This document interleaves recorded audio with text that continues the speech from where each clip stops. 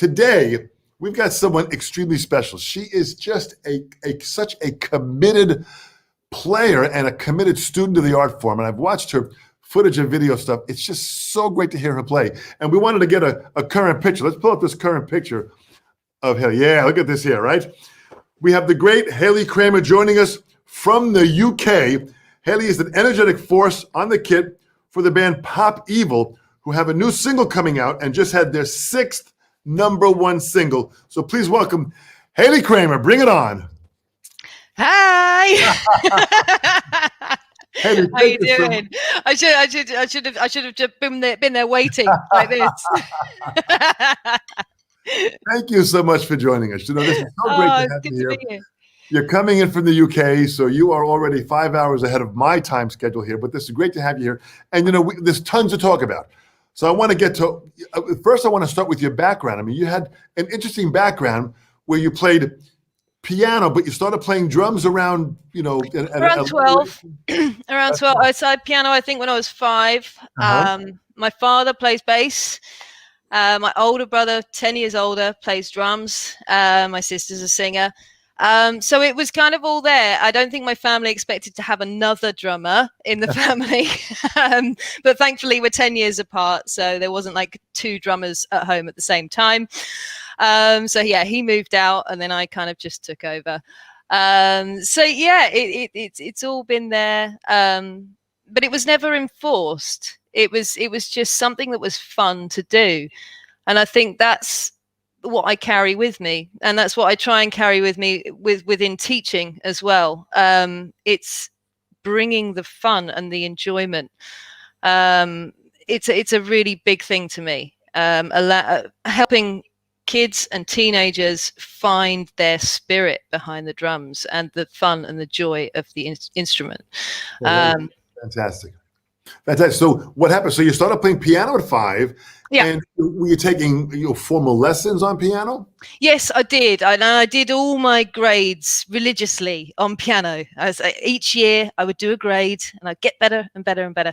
Whereas drums, I never really felt the need to do grades as such or exams. I was just getting out there and playing. I was just jamming with whoever would come along. And I didn't want to do the same thing as piano. Piano felt quite stressful to me. It was very regimented, whereas drums was this freedom thing. I sat behind the kit and I felt free. So why would I want to put everything in a box?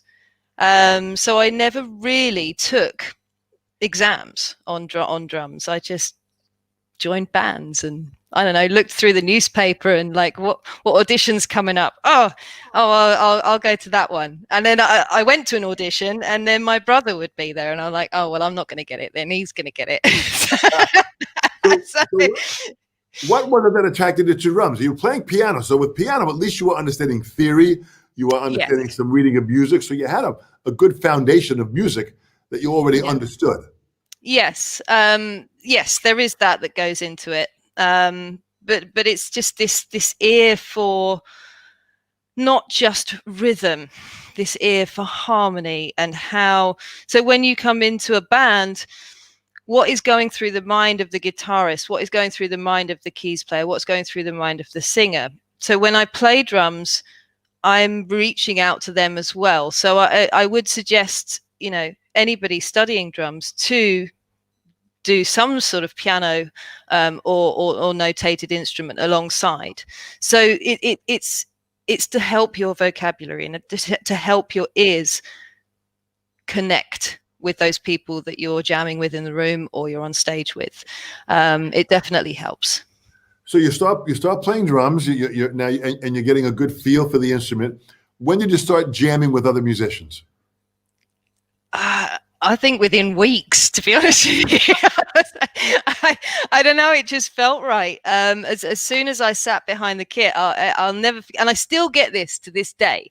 And I don't know whether you get this, but when I've had the most amazing time at the drums, I come off the kit and my hands are literally like this because the excitement and the energy and the adrenaline going through me. And it takes a good sort of half an hour for this to stop. after I play. And I still get that to this day, that buzz, that absolute like, this is everything. This is amazing. so, so yeah, I think as soon as I learned my first beat, I was like, oh, Dad, can I get up and play a song tonight? Dad, can I come to your gig? I want to play a song. And thankfully, my dad said, yeah, okay, Hayley, come on. So now you're sitting in. So what kind of music were you listening to at that time? I was listening to whatever was coming out of, I don't know, hand-me-downs from my brother, which was Toto and Tower of Power. Nice. And then what was in my mum's car, Phil Collins, The Police, Queen, and I think the Bodyguard soundtrack. So That's funny. It's dramatic. Whitney Houston, yeah. So there was a mix of things, and also my father is very much kind of influenced by the Beach Boys, so that vocal harmony stuff really speaks to me. And interesting kind of orchestrations, let's say, that really speaks to me as well. The Queen, Beach Boys, that interesting drums really does speak to me. Phil Collins, my gosh, it's still right here at the front of my record collection. The cassette tape is like prized place on my coffee table just because I hold it so dear. It's big drums, big dramatic drums, big fun drums. That's what I'm about. Oh, good for you, man. I mean, that's so you're playing with different bands. You're sitting with your father's band. When did you decide you wanted to kind of have your own thing happening? Well, I think I went down the route. I went and played at like holiday camps and earned my stripes, where I was playing 6 nights a week, cabarets coming in, no idea what cabaret was going to walk through the door, what dots were going to land in my hand, read them 5 minutes before going on. Oh, I don't really understand that, but I'm going to wing it. Earn your stripes, big time. So that was going on, and that was the first time that I played along with a proper click track as well. I got offered the job, and the MD said, "You played to a click, yeah?" And I was like, "Oh yeah." Cool. So throwing myself into the deep end with that. But I was doing that for a couple of years, and then I thought to myself, this is something that I could possibly do later on in life. And I've learned a lot here, but I need to go and be me. I need to just see what's out there. And also I wanted to be a nerd. I wanted to go back to tuition. Because I hadn't done the drum grades, but I wanted a moment to really fine-tune my playing and just sit there and learn.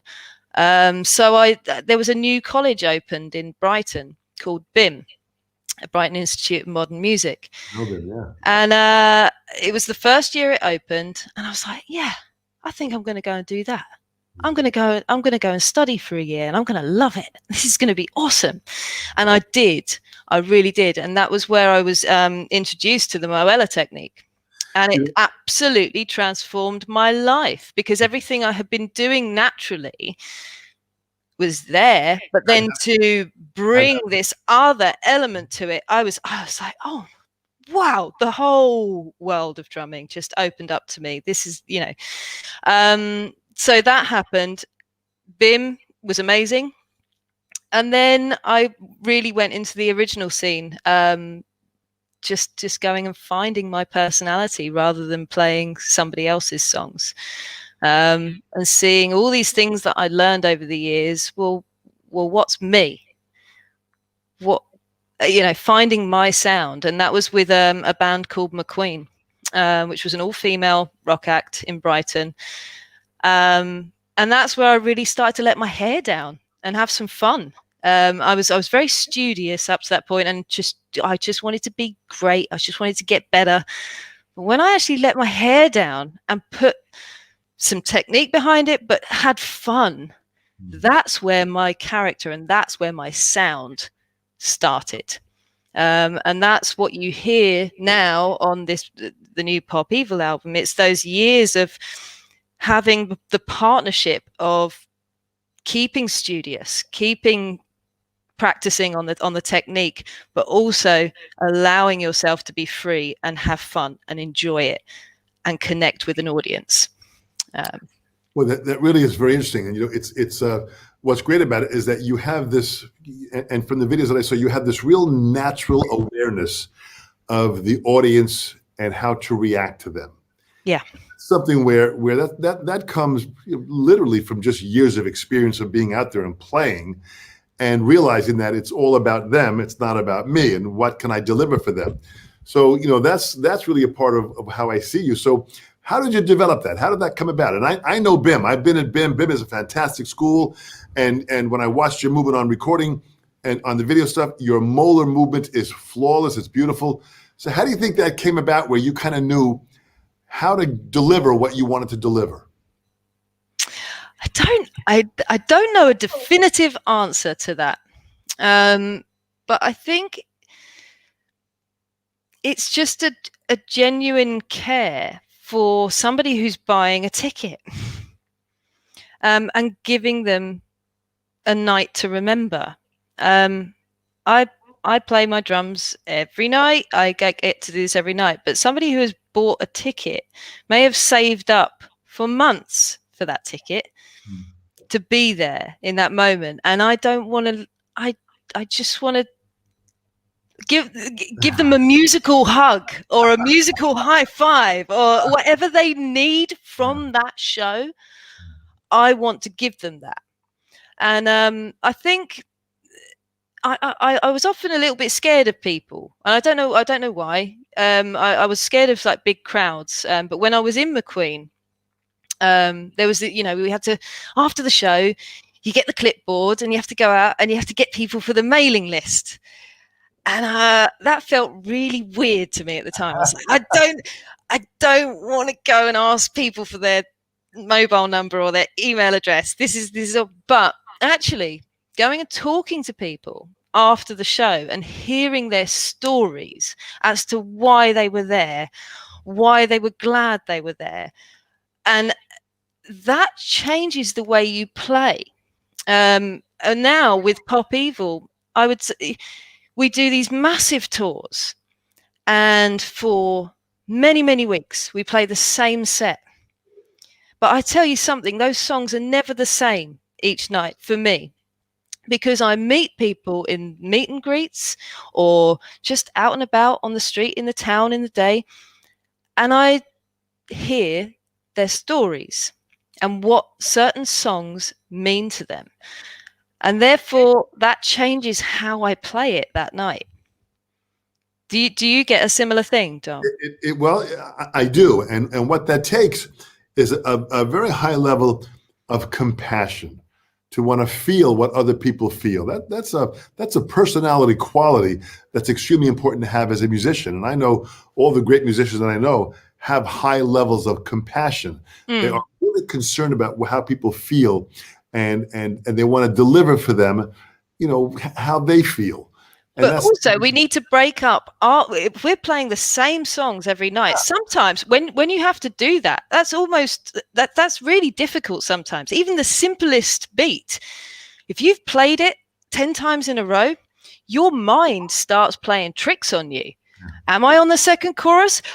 Where am I? What day is it? How many times have we gone around that loop? I don't know. So making it link to someone that night or something helps break up those mind games. That's just how I that really is a very admirable quality. It really is amazing. So when did Pop Evil come into the picture? Pop Evil. So as I said, I was doing some teaching. I was doing quite a lot of teaching, and it was becoming a bit too much. I absolutely adore teaching, but I never want to teach if I don't have the energy and the passion for it. So it's finding the balance. So there was too much teaching going on. I was like, I've got to just get back out on the road right now. And I had unfinished business with America. I really did. McQueen nearly made it over to America. We had a couple of showcases. I got lucky. I ended up guesting with Camp Freddy, which was an all-star band that had a residency at the Roxy. So I sat in for Matt Sorum, jammed with Dave Navarro. I even had a drum off with Matt Sorum at the Whiskey. So stuff was like starting to happen in America when I was in McQueen. Yeah. And then McQueen sort of fell apart. And I was like, I've got to get back to America. So I reached out to the guy who was the manager for McQueen, which was a guy called Tom Zutaut. He's the guy who signed Guns N' Roses and Motley Crue, working at Geffen. And I said, look, I'm ready. I know I needed to take a break. I've been teaching, but I'm ready to just go all at this. I need to get back to America. That's where I feel I need to be. If you hear of anything, let me know. And he was like, oh, Cramer. All right. Okay. Yeah. I'll keep my ears open. A couple of months later, he called me and he's like, check out this band, Pop Evil. I think it's right for you, and I think you're right for them. So, yeah, there we go. I put in my audition tape. I put together a sort of mashup of their songs, posted my video to them, and literally within minutes, they called me back. I did not expect them to call me back. I was like, I'm just some little girl in UK. It's too much hassle to get me over to America. But they were like, nope, you're coming over. You're joining the bus next month. Done. And you hooked up with them where? Where'd you finally meet up with them? Were they out in LA? So they were on a tour. They were mid-album cycle of Up. I think it was they were on the third single of Up. And they flew me out. I met them in Michigan, and the previous drummer was still doing the shows. So it was both of us on the bus, and I just played sound checks as audition, and it just felt really good. And within 2 weeks, the other drummer was like, you know what, Hayley, you got this. I can go home now. You got this. Go for it. And the first show I did, or the first tour I did with them was a big one. We were supporting Disturbed, and it was just massive arenas. It was a very quick turnaround, and incredible. Boy, as I said earlier, throw yourself in the deep end. Boy, that is what we would call baptism by fire, for sure. Yeah, absolutely. With Disturbed, you had a chance to see and witness and get to know Mike Wengren. Yes, I absolutely adore him. We have so much. We've been out with them twice now. Oh, I love those guys so much. Awesome times. Just so pro, so just on it every night. Perfect show. It's amazing. Rob Zombie was also on that tour. Was that on the same tour? Yeah, that was the first one. Yep. The first one. So, how did you learn the tunes? I mean, you had all these tunes to learn. Did you make little charts? Did you make notes? Did you just listen to them? How'd you learn them? All right, I'm going to talk about this one because in England, I think it can be a bit tricky sometimes for drummers to learn songs because we are living mostly in small flats, apartments, houses. Neighbors are very, very close. So drumming at home can be a no-no. I learn a lot of things literally on my knees with the song in my ears, tapping and air drumming, or I lay down for a nap and I have the songs in my ears and it goes in. It's you just have to do everything you can to take in the songs. When I get to the kit, I feel it. And obviously I do get to a drum kit before I go to a big audition. But a lot of the time it is about just submerging yourself in the songs and feeling them. It's a big thing. But I'm struggling with that in this lockdown. I mean, I'm thinking about going back to touring, and I can't play all the time that I want to play. I can't smash around on the drums because I live in London. It's a no-no. But there are other things you can do, and that's what I would stress to people. You know, if you don't have the setup, you can still get on with your job. And I sometimes write out little charts to myself in my own handwriting. That's very important. I never type anything or do any charts on the computer because that doesn't compute with me. It has to be my handwriting. So I just write myself cheat sheets. And once I've seen that cheat sheet, it stores up here. So it's a mixture of submerging yourself in the audio and giving yourself something, a picture in your mind of what you're going for.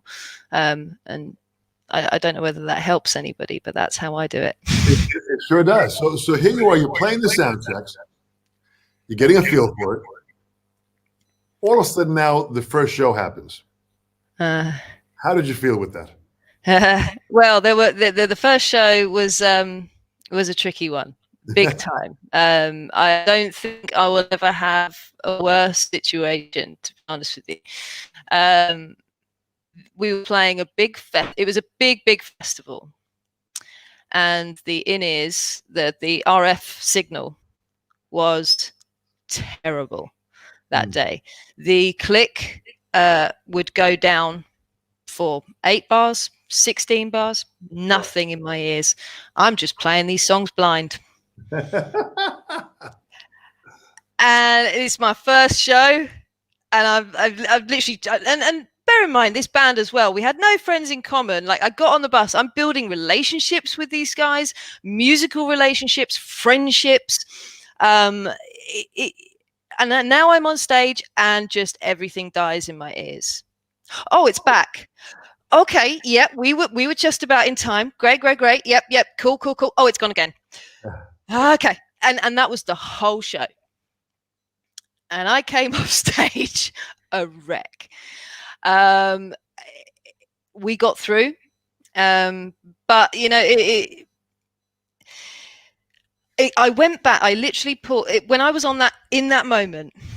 I held something from many years ago. There was a drummer that gave me an old-fashioned metronome, just the tick tock one, okay? And he said, "Hayley, if you play out of time, you will hear this." And I was like, I'm not going to hear it. It's quieter than my drums. I'm not going to hit. Like, of course, I'm not going to hear it. He's like, "Oh, you'll hear it. If you're out of time, you'll hear it." And I played along to it. I was like, damn it, I can hear it. And I practiced so hard to that tick tock. And in that moment, however many thousands of people, I was imagining that tick tock, stay in time. You got this. So yeah, practicing to a metronome, and you don't need all these fancy gadgets or whatever. Just a straight old tick tock will sort you out. that really is old school, but it still works. Absolutely. It does. That lesson of burying the click. You know, obviously later on down the line, you learn how to manipulate the click, and you learn how to go ahead, and you learn how to hold it back. But just that first insight into when that click disappears, isn't it magic? Yeah, it really is. But you know, that's again the part of that you know, musician's high, that you're in the moment, you're in that now, and you're kind of taking it in. So how do you stay in the moment and in the now all the time? How do you because you do that when you play. Every note you play is committed 100%. You are in the moment. How do you stay there? I think it's a trust in myself. I do trust my inner clock. I know that I'm not the most fancy drummer. I'm not the most Speedy Gonzales flashy, but I trust that my timekeeping is. One producer said to me once, "Hayley, you're a robot with soul," and that was the biggest compliment I could ever get, because that's what moves. That's what makes me happy, to be right there on time. I'm sorry, I've forgotten the question here. I've gone off on a tangent. How do you stay in the moment? Stay in the moment. Yeah, it's that trust in myself. But also you kind of have to vision it as well. I find it very hard to describe. It's seeing that on point as well. But there have been times when I have lost it, and somebody has just had to cancel those tracks, and we just have to play it live, and it's showmanship. Stuff goes wrong when you're on stage, and I try to warn all my students about this as well. Whenever they drop a stick, or I don't know, they get an itchy nose, or they they sneeze while they're playing drums or something. It's like, stuff happens when you're supposed to be playing drums. I've had drums collapse on me. I've had snare drums collapse on me. Floor toms fall off the riser, roll off. Bass drums, heads go, and you just have to adapt and keep that show going. And the more, I encourage dropping sticks. I'm like, you know what? Let's have a test today. Let's just throw a stick mid playing and just see how quickly you can recover. It's like, just make fun out of it, because it's human, and that is the beautiful thing about live music. It's human, so mistakes shouldn't be punished. They should be embraced. Well, and that's a great way of being able to describe how to stay in that moment, that you're embracing the moment and you're just allowing yourself to trust it, and you're just going with your gut instinct at that moment, and you're making it fun. Yeah, exactly. If a stick breaks, a stick breaks. If something happens, there's so many technical things that can go wrong. We've had times when cash registers get switched on in venues, and that messes with our RF, and then we go on. It was fine in sound check, and we go on stage and it's like, oh, there's nothing there. Here we go. Here we go, boys. Hey, so you're still playing some piano. Yeah. And for what I understand, you had played some piano on a couple of the tracks for Pop Evil albums. Yeah, on the previous album I did, and I thoroughly enjoyed it. That was a really nice moment for me. I just sat in the studio with me and the piano, and there was no pressure. As I said earlier, I think going through all the sort of grades on piano made me shy away from it for a bit. But there was just this gorgeous piano in a sound emporium in Nashville. And I was just playing away, and then Kato was like, "Yep, come on, let's do this. You need to do these piano parts. Come on." And it was just a really lovely day. That's beautiful. What was it like recording in Nashville? Oh, yeah, a dream. I had to pinch myself every day, to be honest with you, as a Brit, to be in Nashville for, I don't know, we were there 2 months, 3 months. Yeah. It's just phenomenal. And every night, just leaving the studio, wandering through the bars, seeing all the musicians, all the live music coming from these venues. I feel like there were places in England that's how it used to be. I remember walking through a high street when I was a kid in the early evening and hearing live bands from every pub. And then suddenly something happened that disappeared. And it was the birth of Sky Sports in pubs, and pub owners had the choice: do I pay for a license for Sky Sports, or do I pay for a license for a live band? And Sky Sports won a lot of those battles, and so the live music scene just disappeared. And I'm going back a fair few years now, but it's still very sad to me. And so being in Nashville and hearing so much live music being celebrated, so much. I don't care if it's like one bar, it's like the tacky stuff, but then, it just all of it, all of the spirit is it just made me smile. And the other place that I've really experienced that in America is New Orleans.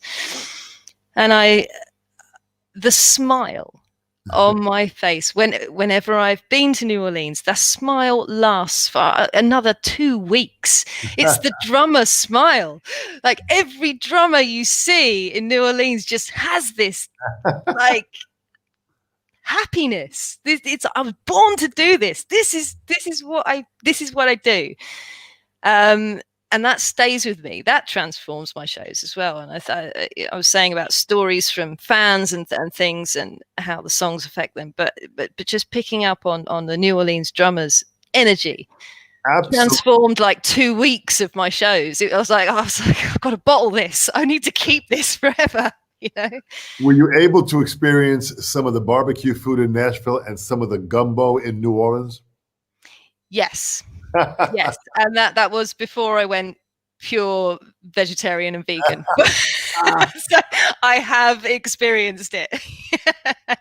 But I mean, you really kind of get into the culture of certain areas, which is what traveling is the best teacher.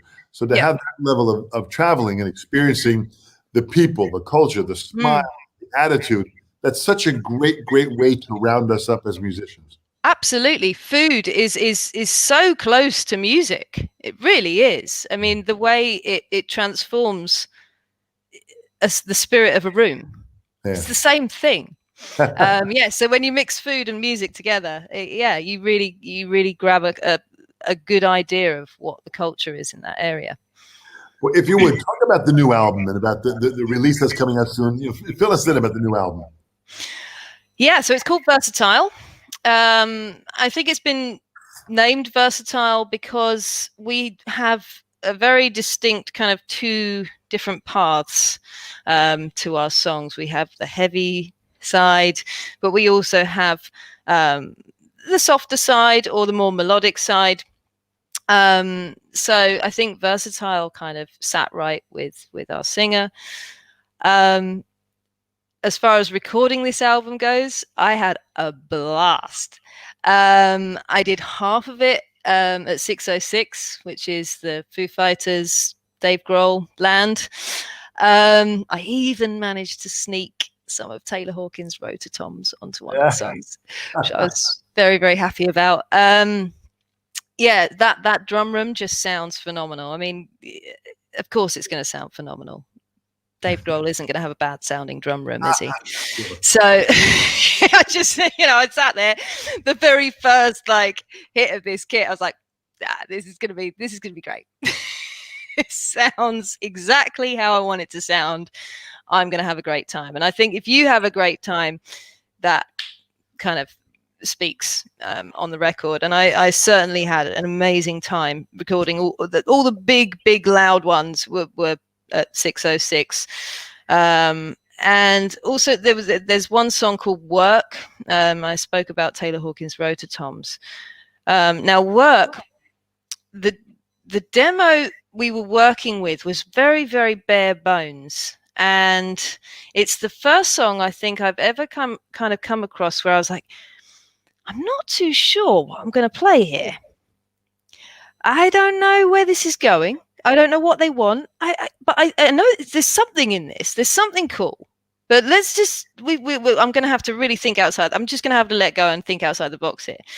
And all those kind of little fills, all the weird little sounds that go in there. It was just me just experimenting all day and just trying to think outside the box and not be too structured. And I love how it came out. I really do. And the album's released when? Yeah, it's coming out this Friday. Unbelievable. This is so exciting. Well, good luck with it. Congratulations. I mean, I really want to hear it because just the depth of how you play and the commitment that you have in every note that you play. I mean, you really play full on energy every single note. Well, if it was my last note to ever be played, I want it to mean something. That's how I feel. It means that much to me that if that was the last note I ever played, I'm cool. Well, that is true commitment, which is really, really fantastic. I want to kind of change gears here. I want to go into teaching. You had done some teaching and you had been involved with teaching, and as always, the balance in finding how we can teach and perform. But when you were teaching, you really you took on some students from Kira, and they're just so phenomenal that you embrace that part of education. Just talk a little bit about that.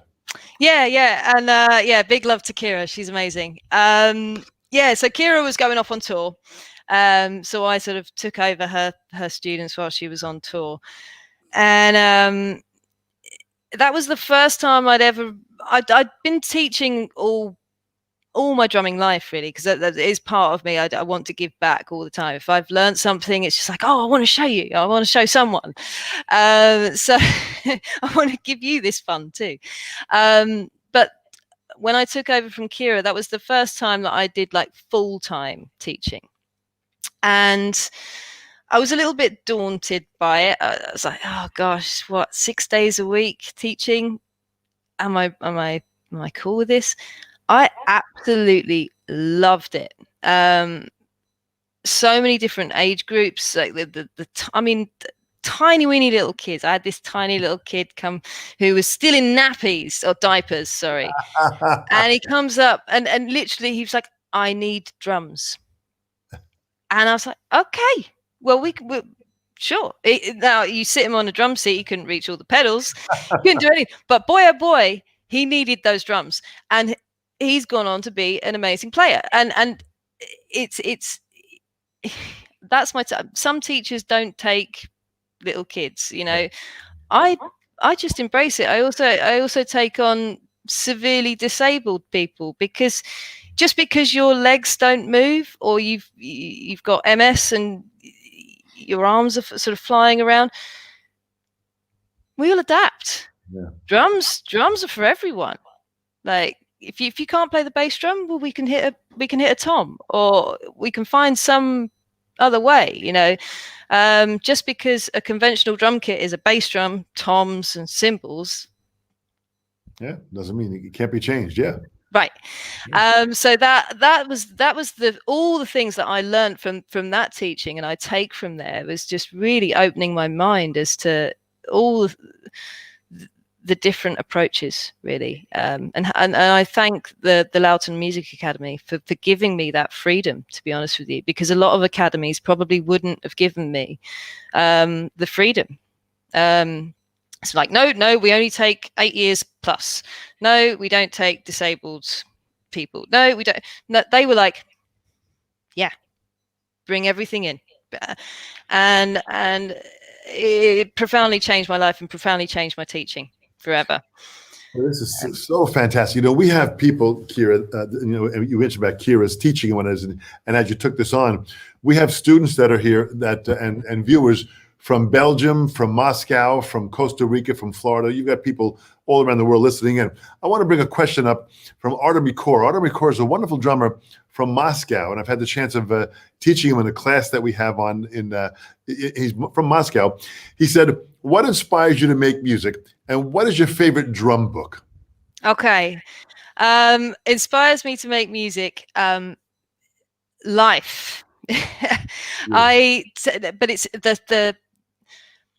the sounds, and this is going to sound a bit far-fetched, I know, but it's the sounds in life. I could be walking down the street and I'll hear a rhythm in the bus engine.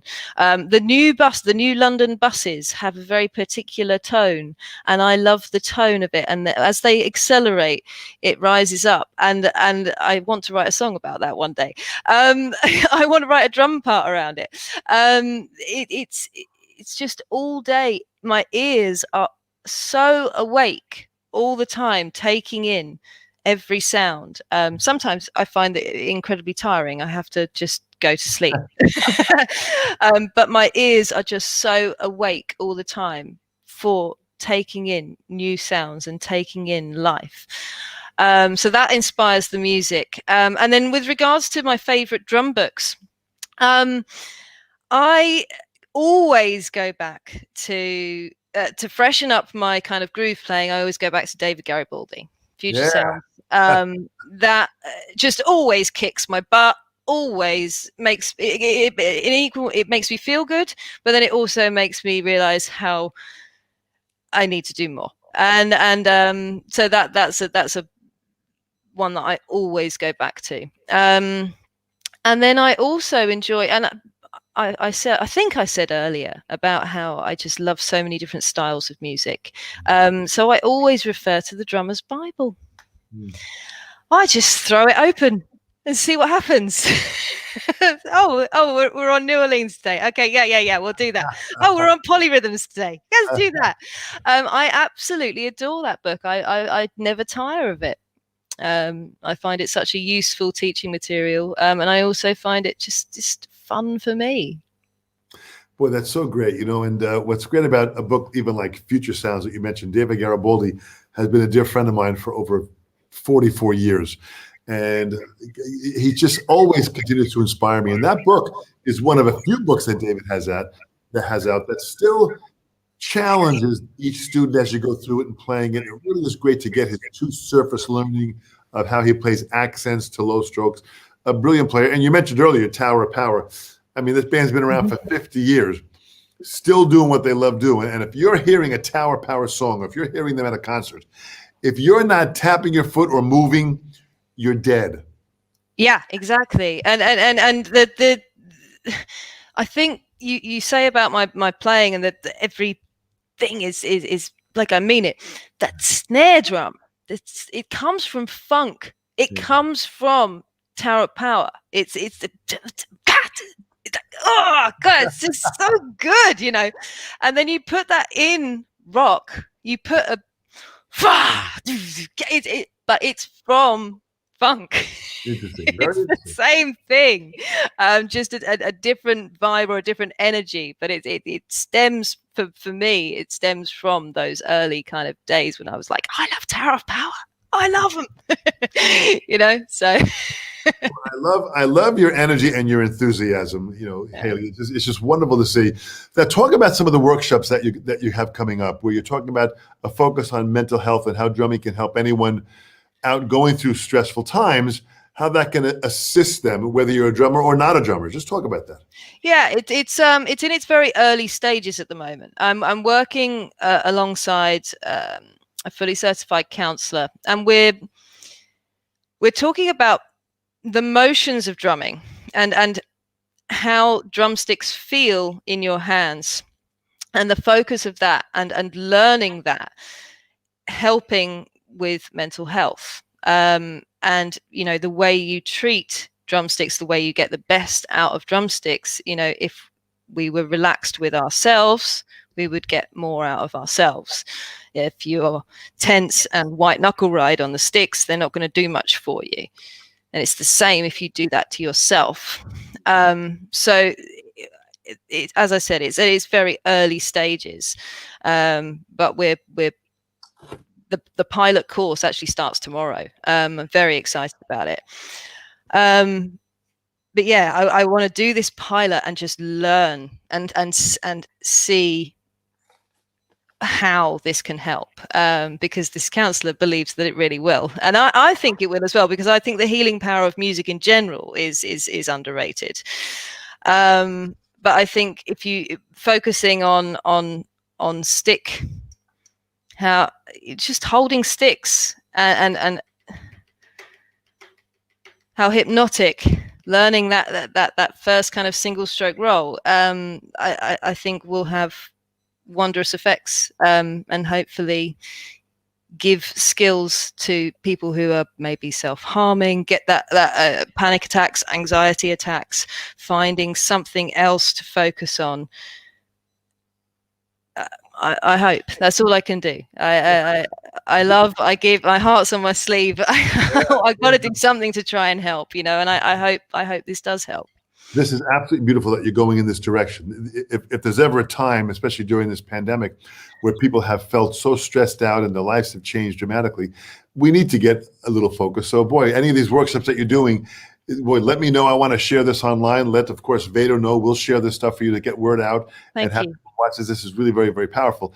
And it's a great effort on your part to want to believe that there is assistance that can help people get through some trying times. Thank you. Good for you, man. Good for you. Now, talk about, you've got a drum tuition book that you have out, which you call Part 1, which is kind of a beginner book. And then that was out a few years ago. And I'm revamping it at the moment, and I'm very excited. I'm going to be releasing it over the next few months, and it's all handwritten by me. I am, as you all know now, on sleeve person. I just want to give everything, but it just doesn't. The computerized fonts just don't speak to me, and I think musicians are, or anybody seeking to learn music, there's that artistic spirit in you, and that I think the handwriting thing is felt. So that's why it was very important to me to do everything handwritten and painstakingly. If I'd made just a tiny mistake, I would have to scrap and start again. There was no just delete and do it again. So yeah, a lot of love went into these, and I'm very, very excited. And it's I'm not trying to reinvent the wheel here. I'm just, I think my spirit of teaching is, if you learn even just the most basic thing, whether it be a quarter note or an eighth note, I don't want you to sit there for pages playing just blank quarter notes. How are you going to use that quarter note? You can use it in so many different ways. You can voice it in so many different ways. And that's what I try and instill in all my students. It's if you can put the energy into your creative side just as much as you put energy into, I want to play really fast. I'm going to play faster than so-and-so. I need to be as fast as... If you put that into creative, like, how can I make this one quarter note sound how I want it to sound? I'm going to hit the drum just slightly on the edge. I'm going to hit the rim. I'm going to play a flam. I might just play a little drag on the hi-hat. It's making every note super creative. And I think this gets overlooked. So my tuition books are immediately from whenever you learn your first beat, it talks about how to branch out, voice it somewhere else straight away. Don't just sit there on the hi-hat and snare. Go to the right, go to the floor tom. And that's beautiful. I honestly think that so much time gets put into playing fast or playing mechanically or robotically, but put the same amount of time into creativity. We should have some really amazing drummers in the future. There's you don't just have to voice your quarter note on drums anymore. You can voice it on your SPD. You can voice it on whatever. There's so many things. You think about what a drum kit was like 100 years ago and what a drum kit is today. Well, what's the drum kit going to be like in 100 years' time? It's these next generation drummers that are going to be making those drum kits in 100 years' time. So fuel the creativity over speed and endurance is my method. Boy, very, very good. So how can they track these down, these books down? They're not there yet. They're not yet. I will have my website is going to be coming out in the next few weeks, and I'm looking as to how to make it all available. And there'll be play along videos. It's exciting, but it's not quite there yet. What is your domain name for the website? My domain name is just very, very simple. It's going to be hayleycramer.com. If we could have that, so everyone to know that, just to understand that in the future, go check it out, hayleycramer.com, and check it out. Now, you're also on social media? Yep, social media, Hayley Cramer Drums on all platforms. And also, over this lockdown, I've been putting together my own sample pack. So that's going to be coming soon. Yeah. Been working quite closely with drumaudio.co.uk. We've got a new pack coming out soon called Single and Ready to Mingle, which will be single shots, one shots. Very excited about that. It's going to be a lot of fun. So yeah, there's lots of library. This will be a library of just sound. Sample library of really well recorded snares, textures, hi-hats, crashes, bass drums. So if you're a songwriter, producer, and you just want to be inspired by awesome sounds, and there you go, Single and Ready to Mingle. That's fantastic. Our one shots. I love it. I love it. Just talk quickly about Hit Like a Girl, because I know you had been one of the judges for that. Just talk quickly about that, what that was like. Oh my gosh, it's just mind blowing to me. When I started playing drums, I thought I was the only female drummer in the country, and yeah, I was wrong. Yeah, there it is. Oh yeah, there I am. Boom. So I didn't think that there were many female drummers around, and there weren't as many back then as there are now. Now there are thousands and thousands and thousands, and it's incredible. I'm so excited. I mean, I started to see the change, through teaching, the amount of female students that come on board, and I'm almost at 50-50 now with my students of male and female. So that's exciting. But I think the thing that the problem has been, when I was learning to play drums, I didn't want to be associated with other female drummers because I thought that they were a load of rubbish. And a lot of them were. But it's because they were never encouraged to play. It was always like, oh, no, we're not going to get you a drum kit for Christmas. You should get a Barbie instead. And I think now the times are changing. I think parents are starting to realize that young girls are allowed to play drums, so therefore they're encouraging them, and there is that support there. That's what's really changing, seeing the level of musicianship just rise. Even I've been doing Hit Like a Girl for 3-4 years, and it's incredible. Every year the standard goes up and up and up, and that's because people are actually supporting the education of female drummers. Yeah, it really is amazing. It's so amazing. I have judged many.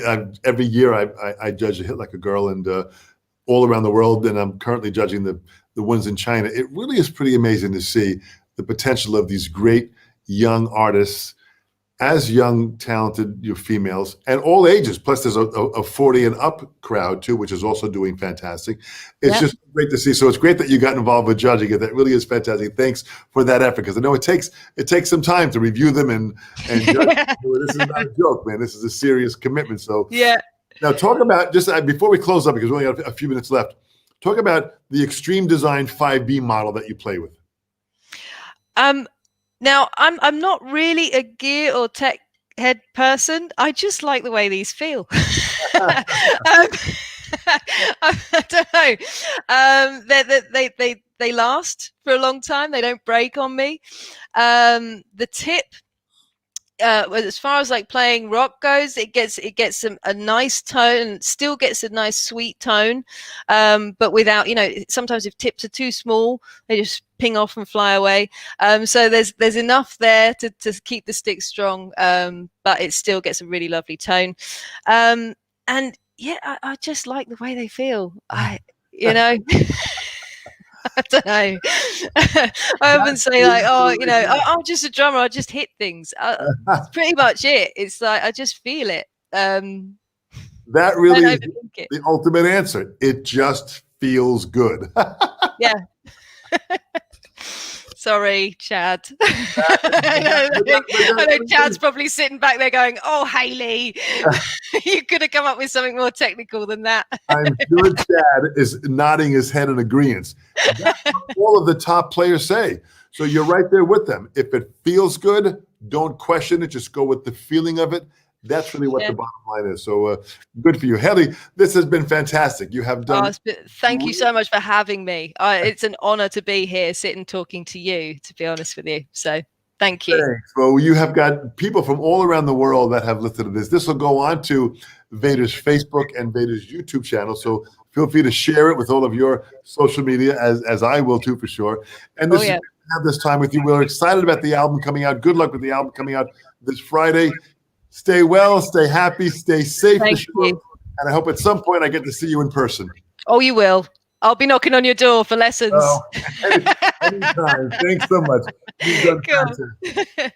Thank you, dear. Fantastic. What a great, great artist. It's so great to see the enthusiasm and just the sheer energy that she has in talking about drumming and playing. Go out and check some of her videos. It is so great to experience her playing at such a high level. Pop Evil, they are going to kick some tail when that new album comes out. Versatile. Check it out. We're going to have next week on May 25th. I want you to join us for Jared Falk, who's a fantastic drummer, and he put together Drumeo. He'll be coming live from Vancouver, Canada. He really understands everything about playing and teaching and just concepts about not only being a great teacher, but also being a great student. Jared is a real moving force in the drumming community, so please join us. Again, same time, 2 o'clock Eastern Standard Time for Jared. And then June 1st, the week after, we're going to have Stacey Jones. Stacey Jones has been the musical director and drummer for Miley Cyrus since 2006. That's pretty powerful. I mean, he's been there a long, long time. And he's also been on the kit for Matchbox 20, Letters of Cleo, Veruca Salt, Madonna, Everclear, Chainsmokers. I mean, he really is just a fantastic, fantastic player. So we'll get a chance to hear him. He'll talk about his own band, American Hi-Fi. So join us again, 2 o'clock the week after on June 1st. Jared first next week, then Stacey the week after. So I thank you all so much. This is so great to have this opportunity. I'm in my studio. From my studio, I get a chance to reach the world. All of you are dedicated drummers. Stay well, stay safe. Thank you, Vater, so much for allowing us to have this opportunity. Chad Brandolini, who produces the event for me and runs it for me, is just doing a great, great job. Vater products, fantastic. Put them in your hands, play them, have fun. Thanks so much. I'll see you next week. Bye-bye.